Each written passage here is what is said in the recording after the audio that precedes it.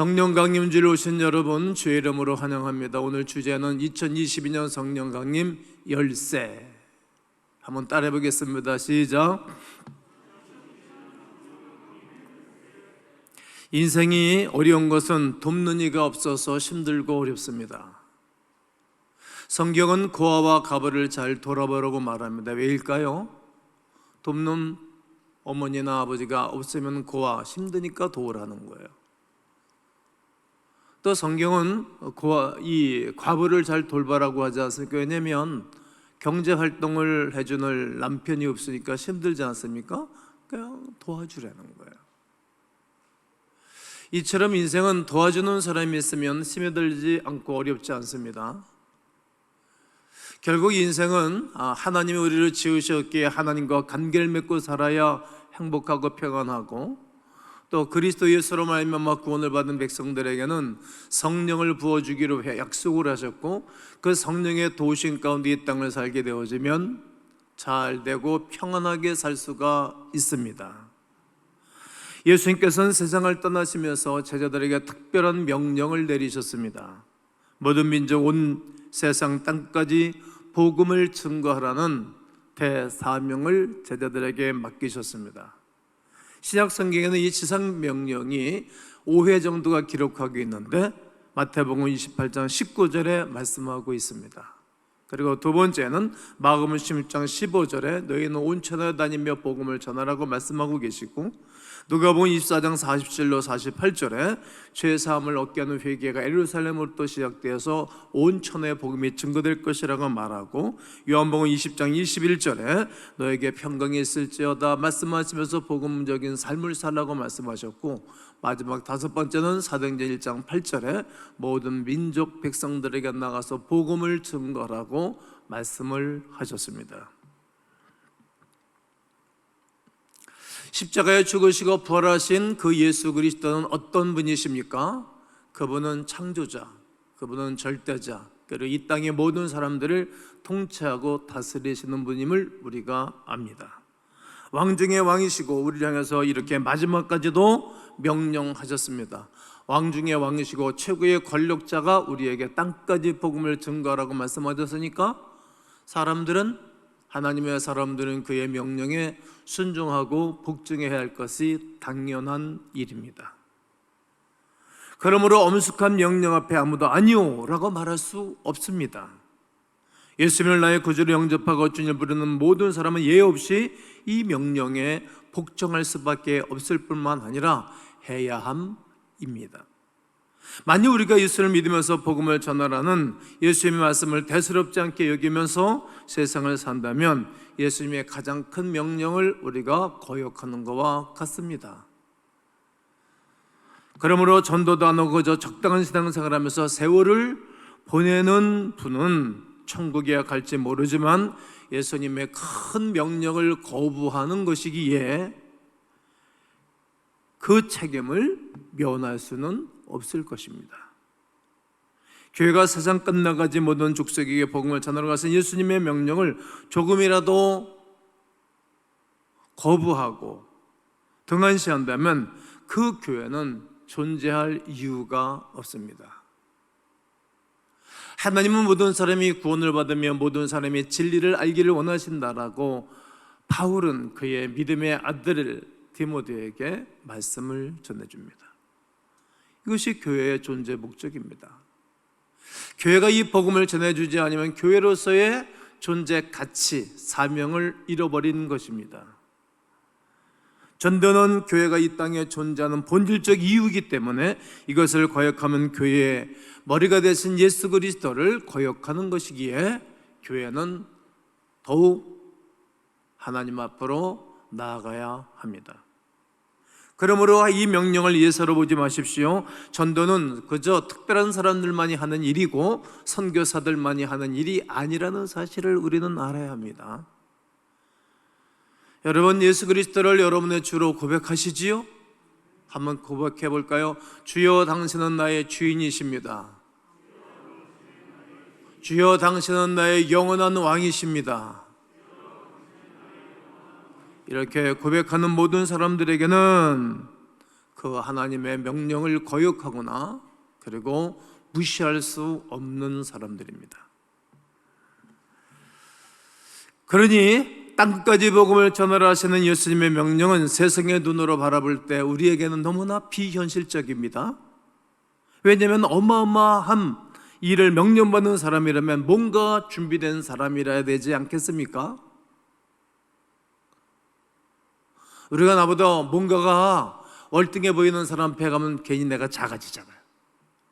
나보다 학문을 많이 했다든지 차는 나는 아주 조그만 소형차를 타고 갔는데 내 친구가 외국 고급차를 미천시차를 뚝 타고 오면은 괜히 좀 위축되지 않습니까? 사회적 빈곤 그리고 상대에 비해서 내가 약해 보이고 작아 보이면 우리가 좀 비현실적으로 생각해서 입을 막고 그러지는 않습니까? 우리는 좀 비현실적이라 생각하는 거예요. 그런데 이 명령을 들은 제자들 보십시오. 대부분 당시에 무시받는 사람들 아니었습니까? 갈릴리 출신들 아니었습니까? 고기 잡는 어부들이었지 않습니까? 그런 사람들이 온 세상 다니면서 복음을 전하라고 했으니 무슨 현실성이 있습니까? 나중에 예루살렘 다락방에 500명이 모였다가 380명은 어디론가 딱 가버리고 120명이 남았는데 그 사람들을 살펴보면 남녀노소 그냥 세상적으로 보면 약간 좀 비현실적이라는 거예요. 좀 이런 말하면 좀 죄송한데 좀 떨어지는 사람처럼 보이지 않습니까?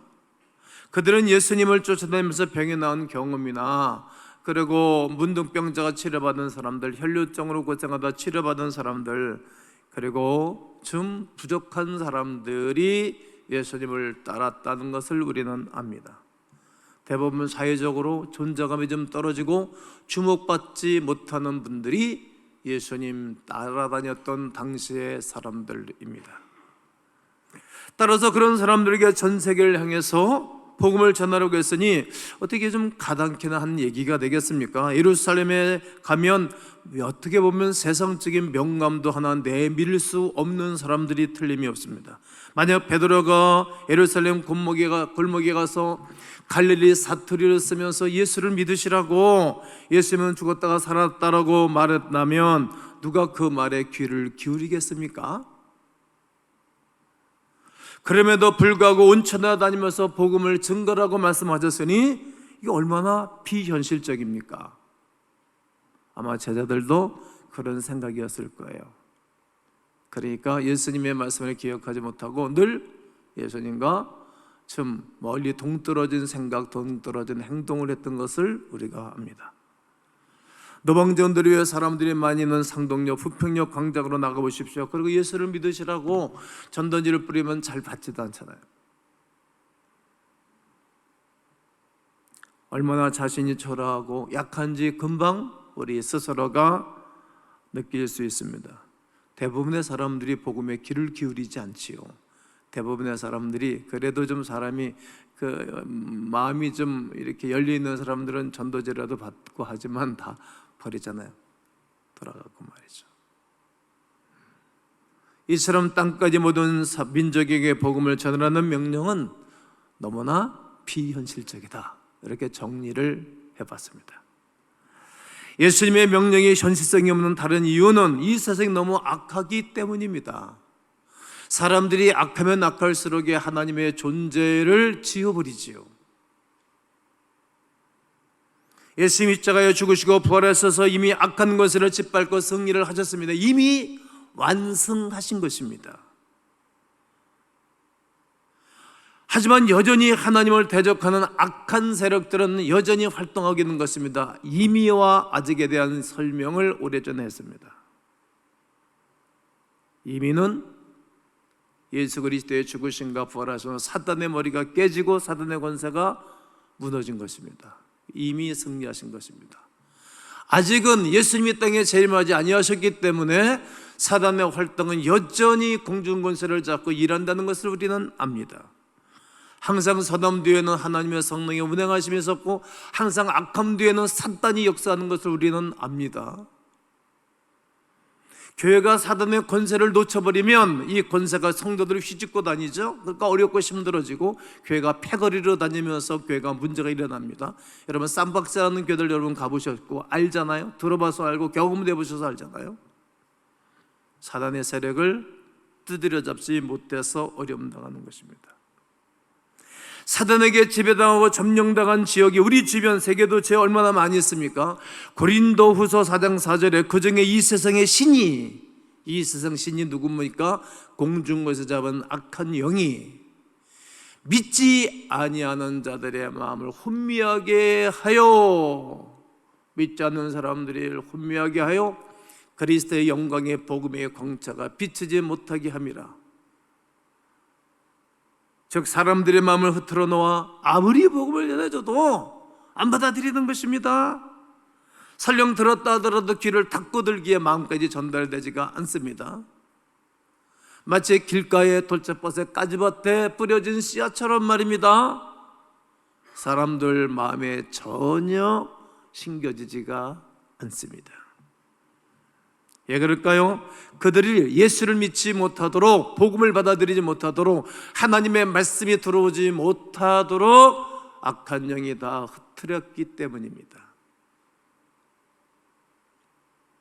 여러분 학생들이 딴 생각하고 있으면 아무리 선생님이 좋은 강의를 해도 안 받아들입니다. 듣지 않습니다. 그러니까 시험 보는 시간에 제일 먼저 나가든지 아니면 백지를 내든지 둘 중에 하나겠죠. 다른 데가 있으면 안 합니다. 이처럼 사단의 지혜를 받고 있는 사람들이 우리 주변에 얼마나 많이 있습니까?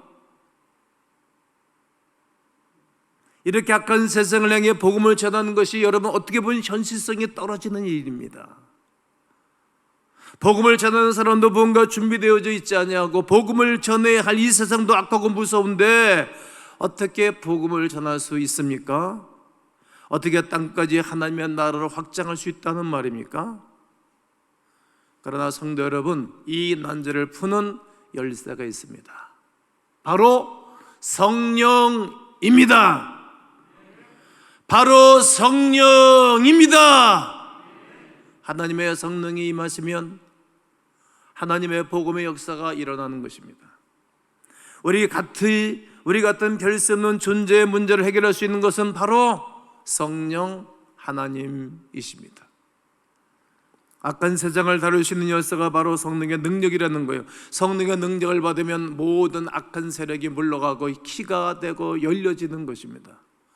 음부의 권세가 이기지 못하는 하나님의 거룩한 역사하심이 있는 것입니다. 그러기에 그 지역과 오이코스와 그리고 수없는 거룩한 대상자들을 우리가 끊임없이 기도하면 그들을 묶고 있는 흑암의 세력이 풀르고 떠나갑니다. 수없이 경험해 봤잖아요. 그러나 왜 이런 역사가 일어나지 않는 것입니까? 복음의 능력으로 부정되지 아니하고 기도하지 아니하면 변화의 역사가 일어나지를 않습니다. 성령의 능력을 입으면, 성령의 능력을 우리가 입게 되어지면 우리는 강해지는 것입니다. 당신과 나 사이에 상대적 빈곤이 있다 할지라도, 현실성이 떨어진다 할지라도 현실성의 하나님의 창조의 역사 앞에 무슨 힘을 발휘할 수 있겠습니까? 얼마만큼 강해집니까? 예수 그리스도만큼 강해집니다. 우리가 성령의 능력을 받으면 아무리 세상이 악하고 어두워도 우리 앞에 대적하지 못하는 적수가 존재한다 할지라도 물리칠 수가 있습니다. 이는 예수 그리스도를 향해 이미 입증되신 것입니다. 또 성령의 충만한 그런 사역자들을 통해서 하나님의 나라가 확장되고 풍성했던 놀라운 현장들을 우리는 가지고 있습니다. 사도행전 10장 38절에 하나님이 나사렛 예수에게, 우리 하나님이 나사렛 예수에게 성령과 능력을 기름 붓듯 하셨음에, 여러분 예수님에게도 하나님의 성령과 능력을 기름 붓듯 하셨기에 그가 다니면서 착한 일을 행하시고 악한 마귀에 눌린 사람들을 고치신 것입니다. 그러니까 우리에게 당연한 길을 가르쳐 준 것입니다. 쉬운 길을 가르쳐 주신 것입니다. 예수 그리스도는 복음을 전하시고 십자가에서 이미 승리하셨습니다. 바로 성령의 능력을 통하여서 고난도 이겨내신 거예요. 제가 목회하면서 보니까 아무리 힘들고 어려워도 예수님 이름 붙잡고 기도하는 사람들은 성령의 능력을 일어나요. 성령의 능력으로. 그런 분들을 많이 봤잖아요. 예수 그리스도께서 그렇게 임하셨기 때문에 당신의 제자들도 우리와 똑같이 하라고 말씀하신 것입니다. 예수 믿어 성령의 능력으로 그가 복음을 증거했고 제자들도 똑같은 것입니다. 오늘 이 세대를 사는 우리에게도 똑같은 것입니다. 다른 길은 없습니다. 너희가 성령을 받아야 해. 성령을 받아야 땅까지 복음을 전할 수 있어. 사도행 1장 8절에 오직 성령이 너에게 임하시면 너희가 권능을 받고 예루살렘과 유대와 사마리아 땅까지 이르러 내 복음을 증거할 수 있어 증인이 될 수 있다라고 말하는 것입니다. 성령의 권능이 얼마나 대단한지 말하고 있는 것입니다. 우리가 사는 동네에서만 전도할 수 있는 것이 아닙니다. 우리가 살고 있지 않은 다른 민족에게도 가서 복음을 전할 수 있는 능력을 주의 성령께서 주시는 것입니다. 예루살렘만이 아닙니다. 우리 집안 모두가 주께로 돌아올 뿐만 아니라 이제 내가 싫은 사람 사마리아 사람들에 이르기까지 복음을 증거할 수 있는 힘을 우리 주님이 주시는 것입니다. 땅끝까지입니다. 사도행전 5장 31절과 32절에 너희가 남에 달아 죽인 예수를 우리 조상의 하나님을 살리시고, 그러니까 역사성이 있어요. 우리 조상들의 하나님, 그러니까 예수님을 오래 믿은 가정들이 좋은 것이 바로 이런 거예요. 여러분, 예수님 그냥 어설프게 믿지 마시고 한 3, 4대 잘 믿어보세요. 제대로. 그러면 특별한 아이들이 출생을 해요. 특별한 아이들이 변해요. 우리 조상의 하나님이 예수님을 살리셨다는 거예요. 이스라엘의 죄상과 죄삼을 주시려 그 오른손을 높이사 임금과 구주로 삼으셨느니라. 복음은 예수 그리스도가 십자가에서 죽으시고 그가 죄 없어서 살아났다.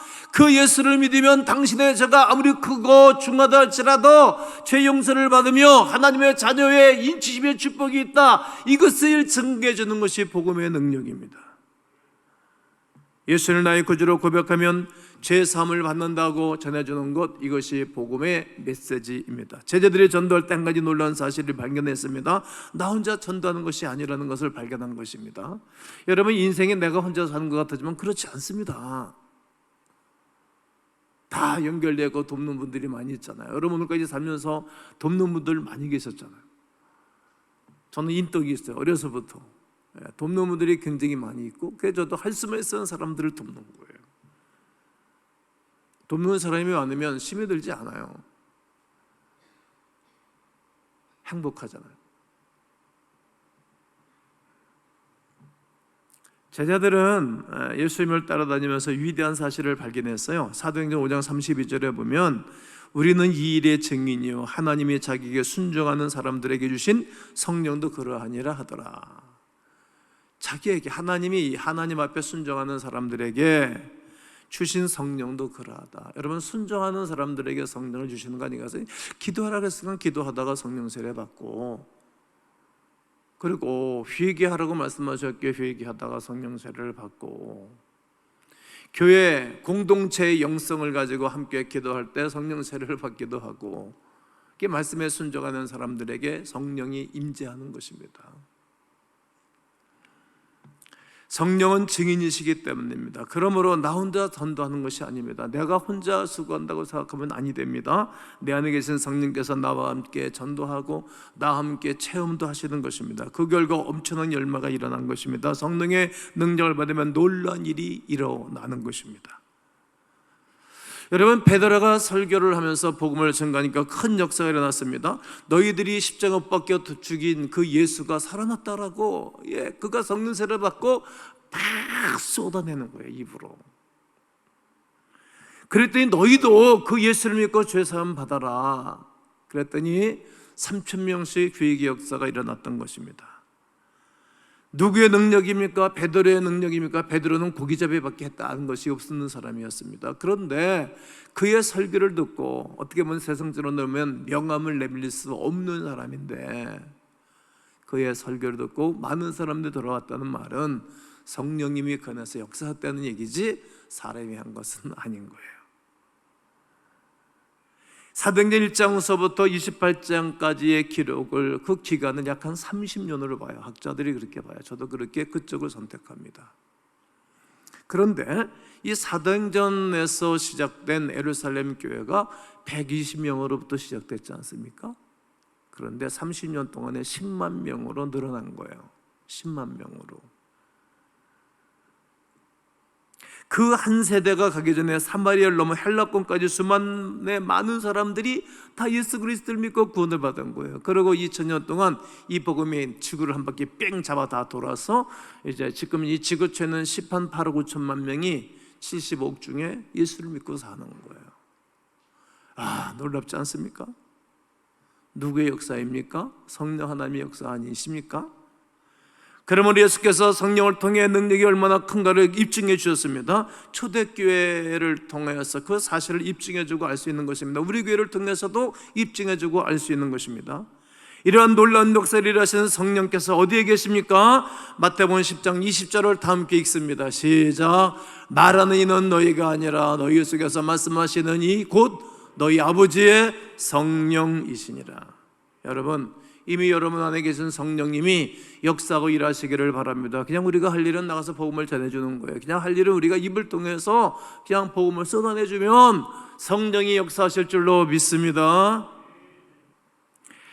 성령이 교회에 거하시고 성령이 내 안에 임하셨다는 사실 하나만으로도 안주하면 안 됩니다. 중요한 사실이 있습니다. 한번 아멘 해보세요. 성령은 충만해야 합니다. 교회에 충만해야 합니다. 내 안에 충만해야 됩니다. 내 가정에 충만해야 됩니다. 소그룹에 충만해야 됩니다. 한국교회에 충만하게 되기를 원합니다. 성령으로 충만할 때 역사가 일어나는 것입니다. 사도행전을 보십시오. 4장 8절에 이에 베드로가 성령이 충만하여 이르되, 성령이 충만하여 이르되, 베드로가 성령이 충만했어요. 사도행전 6장에서 예루살렘 교회에 안수집사들을 세웠을 때 성령과 지혜가 충만했어요. 그리고 베드로가 그랬고, 이 안수집사가 그랬고, 사도행전 13장 9절에 보면 바울이라고 하는 사울이 성령이 충만하여, 다 성령이 충만했어요. 다 성령이 충만한 사람들, 그들을 통해서 하나님은 역사를 하셨어요. 그렇다면 오늘 우리들에게도 성령으로 충만해야 되겠죠. 그러면 세상에 논리를 펴지를 않습니다. 성령 충만의 역사 때문에 하나님과 원수되었던 많은 사람들이 복음을 듣고 주께로 돌아와 구원을 받았고, 감격하며 살고, 또 그 사람들로 하여금 다른 사람들이 예수를 믿고, 또 그 사람들이 제자를 하면서 재생산의 역사가 일어난 것입니다. 여러분, 성령 충만하는 것은 막연한 것이 아닙니다. 성령 충만한 교회의 특징이 있습니다. 성령 충만한 교회의 특징 첫 번째가 성령으로 충만하면 입이 열립니다. 입이. 기도하다가 성령의 충만을 받고 난 다음에 이들이 나가서 예수는 그리스도라고 증거하는 사실을 사도행전에서 보게 됩니다. 우리 교회도 성령에 충만한 사람들은 가만히 있을 수 없어 복음을 전하면서 그 사람 줄기에 쭉, 고구마 줄기를 쭉 잡아 올리면 고구마가 쭉 달려 올라오듯이 한 사람을 통해서 쭉 달려오는 영혼들이 있습니다. 가만히 있지를 못하는 것입니다. 그리고 성령으로 충만하면 담대해집니다. 사람들을 무서워하지 않습니다. 사람들을 두려워하지 않습니다. 세상을 두려워하지 않습니다. 베드로가 성령 충만하지자 그가 얼마나 담대한지, 헤롯 왕의 핍박과 옥에 갇힌다 할지라도 무서워하지 않냐고 복음을 전하는 것입니다. 여러분, 아무리 사단이 아우성쳐도 하나님의 백성들이, 하나님의 교회가 성령으로 충만하면 세상을 이겨냅니다.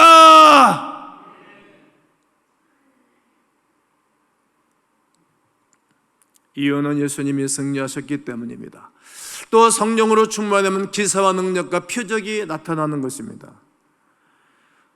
마가복음 11장 17절과 18절에 믿는 자들에게 이런 표적이 따르리니 곧 그들이 내 이름으로 더러운 귀신을 쫓아내며 새로운 방언을 말하며 뱀을 집어 올리며 무슨 독을 마실지라도 해를 받지 아니하며 병든 자에게 손을 얹은 즉 나을 것이라고 말합니다. 여러분, 우리는 예수의 이름으로 나가는 사람들, 예수의 권능을 믿고 사는 사람들입니다. 어떨 때는 하나님이 전혀 일하시지 않는 것처럼 느껴질 때도 있지만 또 하나님이 놀라운 역사를 행하실 때도 많이 있었지 않습니까? 이것 하나만으로도 충분합니다. 그러나 때에 따라서 하나님께서 표적과 기사를 일으키기도 하십니다. 고린도후서 10장 4절과 6절에 보면 우리의 싸우는 우리의 무기는 육신에 속한 것이 아닙니다. 여러분, 사람들하고 싸우지 마십시오. 사람들하고 논쟁하지도 마십시오. 오직 어떤 경관진도 무너뜨리는 하나님의 능력이라 모든 이론을 무너뜨리는 거예요. 경관진, 악한 진이 있는 것입니다. 여러분, 우리는 이거 악한 진, 경관진과 싸우는 사람들이에요. 여러분, 한 사람을 해서 계속 기도하면 그 사람 묻고 있는 혼미한 생각과 사단의 세력이 풀려집니다. 언제 풀려지는지 우리가 못 보니까 모르지. 그러나 보면 압니다. 여러분, 어느 한 지역에서 계속 복음을 증거되고 기도해주면 그 지역에 묶여있는 더러운 귀신이 떠나갑니다. 왜? 성령의 능력이 나타나기 때문입니다. 이것은 현장에서 영적인 싸움을 하는 사람들은 잘 압니다. 물 뜯어주는 사람들은 알기 때문에 그런 것입니다. 이는 하나님을 아는 것을 대적하여 높아진 것을 다 무너뜨리고, 여러분, 하나님을 알지 못하도록 하고 하나님보다 내가 우위했다고 생각하는 모든 이론을 무너뜨리는 거예요. 이 잘못된 생각을 사로잡아 그리스도에게 복종하게 하는 것입니다. 사람들은 그리스도에게 순종하려고 하지 않지요. 복종하려고 하지 않지요. 그러나 그들이 어려움과 문제 가운데 부르짖어 기도하다 보면 사단이 떠나가고 성령이 임재하고 난 다음 그때서부터 그리스도에게 복종하는 겁니다. 특별히 복음을 증거하는 것이 사람들이 현실성이 떨어지고 안 하는 이유는 최전방에 나가서 복음을 전하기를 사람들이 싫어하기 때문에 그런 것입니다. 그러나 여러분, 필요할 때마다 하나님이 표적과 이적과 기사를 베풀어 주십니다. 필요할 때마다 꼭 그렇게 하나님은 일해 오셨습니다. 경관진이 무너집니다. 흑암의 세력이 떠나갑니다. 네 번째로 성령 충만하면 놀라운 전도의 열매가 일어납니다. 예루살렘에 엄청난 부흥의 역사가 일어났습니다. 죄송하지만 우리 교회에 엄청난 부흥의 역사가 일어난 것이 하나님의 성령의 역사하심이었지 저의 리더십이라고 말한 적은 한 번도 없어요. 그냥 저는 그냥 순종한 것뿐이에요. 그냥 하나님의 때에 그냥 해야 할 일을 하는 것뿐이었어요. 개인적으로, 가족적으로 많은 사람이 집단적으로 회개하고 돌아오는 대부흥이 일어날 수 있는 것입니다. 지금도 마찬가지입니다. 바로 우리가 성령으로 충만할 때 가능할 것입니다. 그러므로 복음을 증거하기를 원하는 거룩한 백성들이 세워질 때 이 역사는 일어나는 것입니다. 그리고 그 한 사람 때문에 가족 10명이 다 예수 믿고 교회로 돌아오기도 합니다. 우리가 하나님을 대적하는 모든 세력을 굴복시키고 하나님의 거룩한 구원의 역사를 이루어가는 위대한 일을 누가 이를 감히 강조하고 누가 이를 감히 할 수 있습니까? C.S. 루이스의 말처럼 회개하라는 말은 그 사람을 함께 죽으라는 말과 같다라고 말했습니다. 회개한다는 말은 잘못된 것을 돌이키는 것 아닙니까? 생각과 행동의 변화입니다.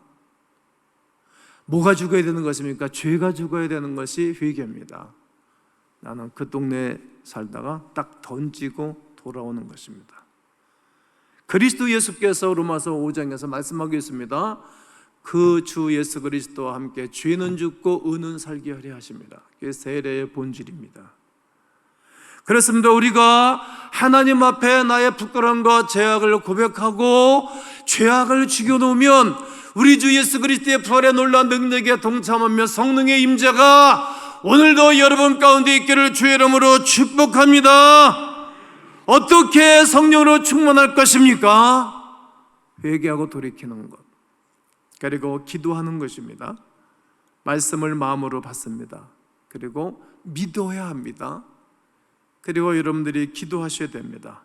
그리고 사모하셔야 되고 주의 정을 통하여서 말씀을 받기도 하고 또 할 수 있으면 안수기도도 받으면 좋겠지요.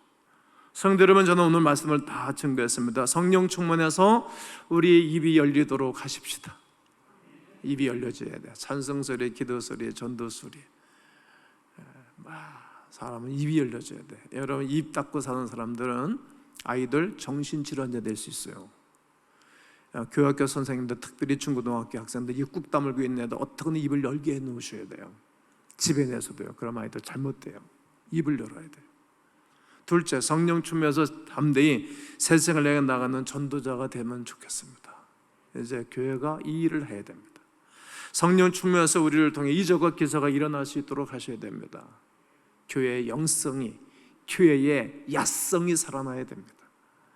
성령 충만의 우리를 통해서 수많은 영혼이 구원받는 대부흥의 역사가 일어나도록 하셔야 됩니다. 주님의 소원입니다.